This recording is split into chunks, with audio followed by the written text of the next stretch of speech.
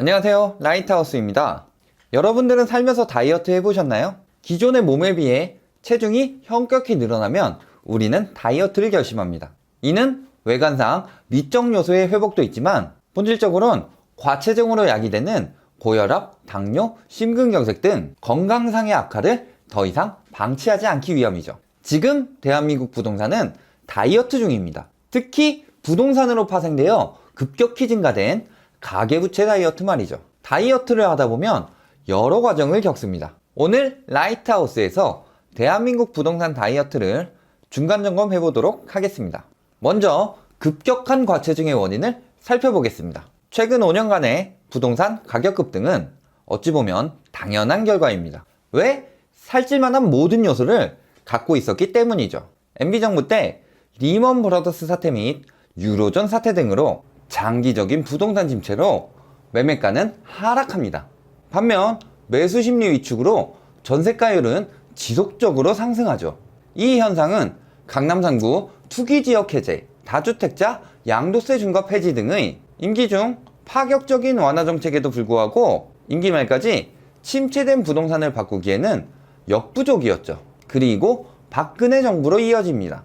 박근혜 정부에서는 기존 MB정부에서 완화된 부동산 정책 플러스 미분양주택 양도세 5년 전액 면제, 재건축 연한 축소 등의 추가적인 규제 완화를 함으로써 거의 모든 규제를 풀어버리죠. 그리고 LTV, DTI를 70%로 상향한 초저금리 주택대출 완화 정책인 초이노믹스를 발표하면서 막대한 유동화 자본이 부동산 시장에 풀리게 됩니다.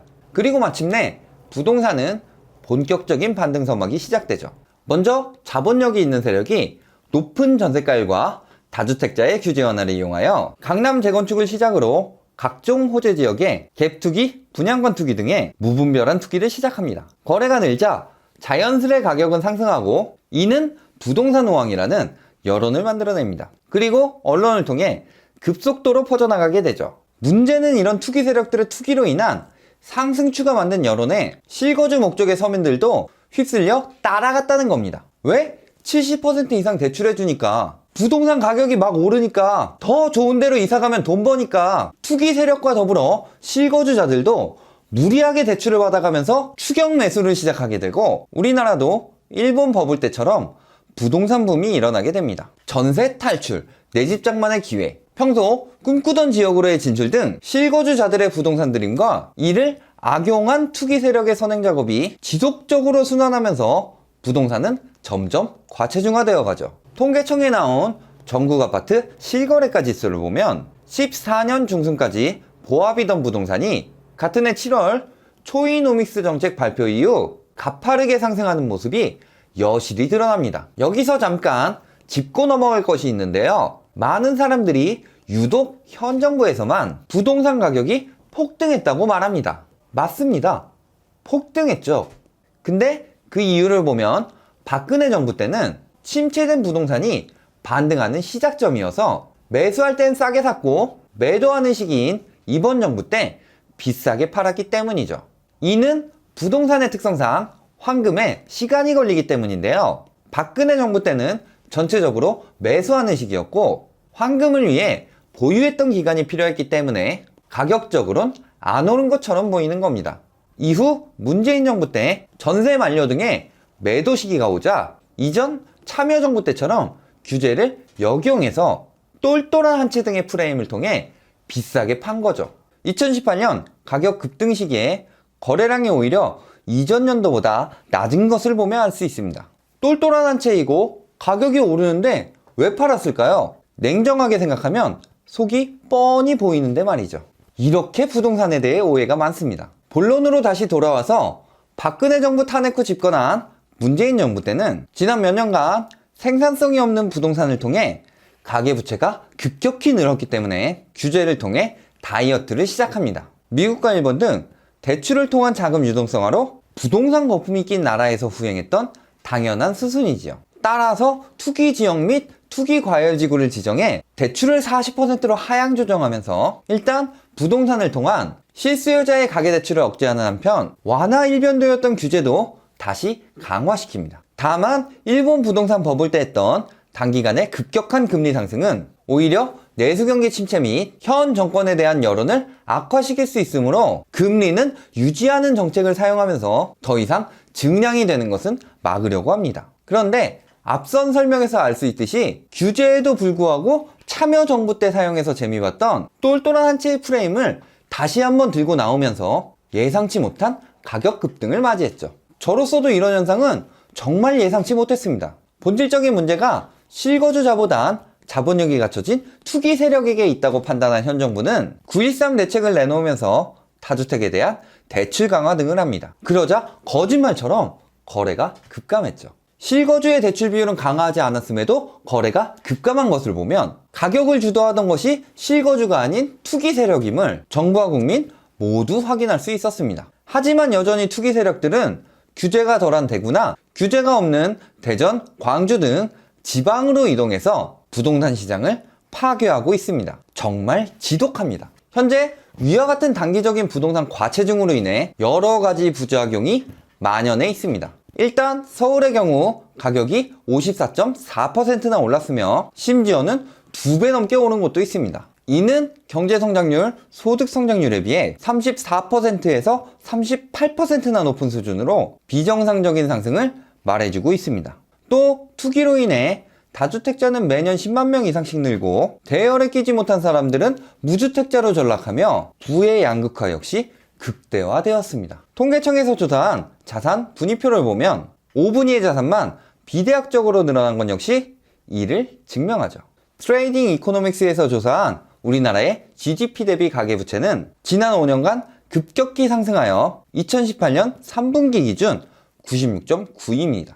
이는 리먼 브라더스 사태가 일어날 당시 미국의 GDP 대비 가계부채 98.6에 근접한 수치입니다. 이처럼 현재 대한민국 부동산은 풍전등화와 같은 상황입니다. 가계부채가 생산성 없는 부동산에 집중되어 이렇게 많아진 경우에는 수출 의존도가 높은 우리나라 경제의 특성상 외부 경기 변화에 매우 취약하기 때문이죠. 지난 영상에서 말씀드렸듯 금년에는 중국 디폴트 사태 등 여러 가지 정세 불안 요소가 있기 때문에 특히 급격히 오른 가계부채의 감소는 필수적인 상황입니다. 따라서 현 정부에서도 부동산 안정화를 통한 가계부채 감소를 위해 규제를 지속할 수밖에 없습니다. 최근 다주택으로 논란이 많은 최종호 국토교통부 장관 후보자가 청문회에서 정부 입장을 대변한 것을 보면 알 수 있죠. 또 집권 내에 규제를 하였음에도 가격이 폭등한 점은 참여정부와 함께 회자되며 향후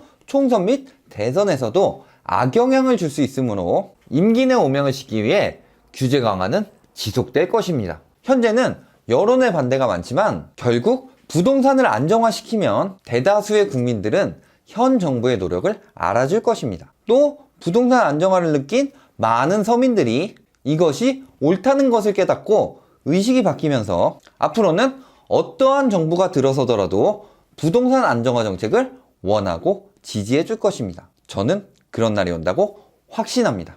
결론을 말씀드리겠습니다. 지난 5년간 부동산 시장은 많이 먹고 운동 안에서 만들어진 체중만 불어난 몸처럼 많이 대출받고 규제 안에서 만들어진 거품만 잔뜩 낀 부동산일 뿐입니다. 몸의 지방을 빼려면 고칼로리 음식을 줄이고 꾸준히 운동을 해야 하는 것처럼 부동산 거품을 빼려면 고위험도의 대출을 줄이고 지속적인 규제를 해야 합니다. 그래야만 부동산은 안정화가 될 것입니다. 더불어 부동산 가격 폭등으로 심화된 부의 양극화, M4세대, 저출산에 따른 인구 감소 등의 사회적 부작용들도 상당 부분 해결될 것입니다. 하지만 이런 국가적 위기가 도래해 있는 상황에도 여전히 일부 언론이나 상승론자들은 급금매 거래 메건된 거 가지고 호가가 다시 올랐다며 선동 및 호들갑을 떨고 있죠. 부동산의 특성상 상승기 때는 투기 수요 및 실수요의 유입이 많아 흐름이 빠르게 반영되지만 지금처럼 후퇴기 및 하락세 진입 단계에서는 심리적 타선 기간이 길어서 단편적인 현상으로는 형세를 바꿀 수도 설명할 수도 없는데 말이죠. 이런 부류들이 부동산은 쥐뿔도 모르면서 부동산 우상향 이론이니 신화니 뭐니 서울 아파트는 무조건 사면 오른다는 말 같지도 않은 소리를 하죠. 대한민국은 짧은 시간 격동의 시기를 보낸 나라입니다. 부동산 역시 마찬가지죠. 특히나 부동산 역사가 짧은 우리나라는 시대에 따른 시기, 인구수, 내외부 경제 상황 및 국가 정책, 또 자금의 유동성에 따라 매번 그 가격 상승과 하락 요인이 달랐는데도 말이죠. 지금은 80년대도 90년대도 2000년대도 아닌 2020년을 몇 개월 남긴 2019년입니다.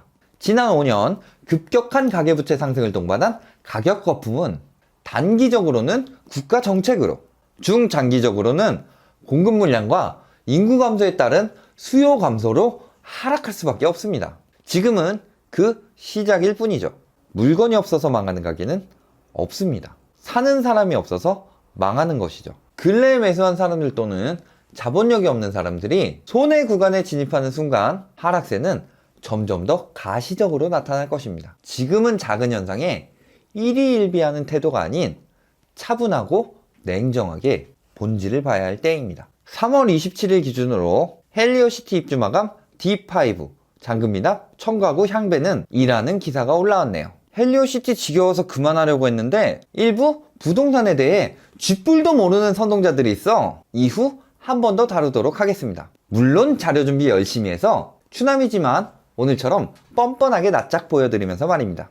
오늘 보신 영상이 도움이 되셨다면 좋아요와 구독 부탁드립니다.